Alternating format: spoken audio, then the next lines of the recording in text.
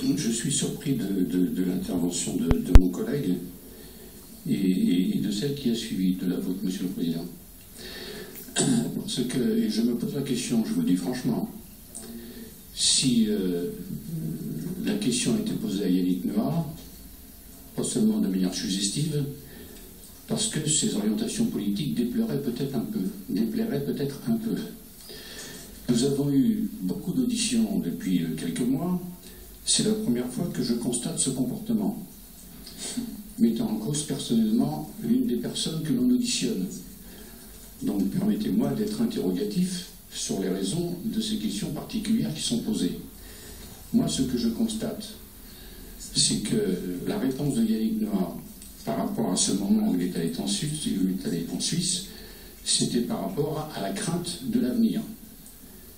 Par rapport à un certain nombre d'auditions, un certain nombre d'organisations également, fortement conseillées par des avocats fiscalistes en particulier, par rapport également à l'évasion fiscale concernant les héritages et le patrimoine immobilier, toutes ces évasions fiscales, voire toutes ces fraudes fiscales, selon moi, sont guidées par une forme de cupidité exacerbée.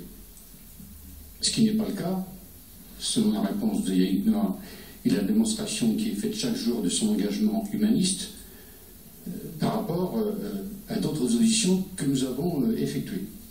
Donc je ne comprends pas bien cette manière d'intervenir. La question qui devra se poser à nous très clairement et très sereinement, et il aurait été intéressant du reste, dans toutes nos auditions, d'avoir un témoin citoyen qui, lui, était bien en dessous d'1 million d'euros, mais qui avait simplement un salaire médian de 1 600 euros, c'est-à-dire la moyenne des salariés français, pour avoir son opinion aussi sur l'exemplarité qui est indispensable et qui est nécessaire.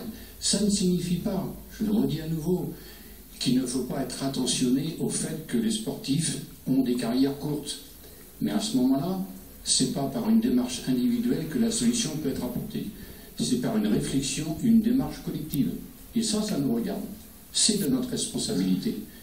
Et donc, lorsqu'on parle de cela, je pense qu'il faut le faire sereinement. Et au moment où nous aurons, avec le rapporteur qui a fait un travail remarquable, à faire des propositions, j'attends de voir.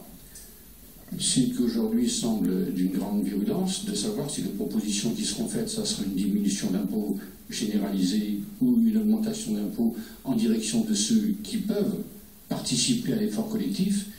Et là, nous verrons vraiment quel est le fond de la pensée de chacun ou de leur discours, de savoir ce que nous proposons.